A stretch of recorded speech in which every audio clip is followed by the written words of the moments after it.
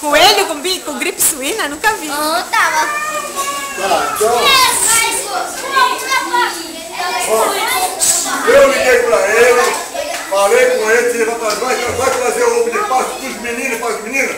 Falei, eu estou com dengue porque os meninos e as meninas deixam água empostada em casa, nas plantinhas, no quintal.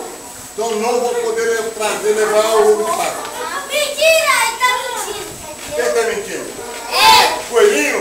Não, coelhinho. Mas tio, o coelho não mentira, não é da minha vida. Coelhinho sou eu. Ele faz isso. Aí que ele não puder dar. Aí ele faz isso. Vitor, você já viu coelho com dengue?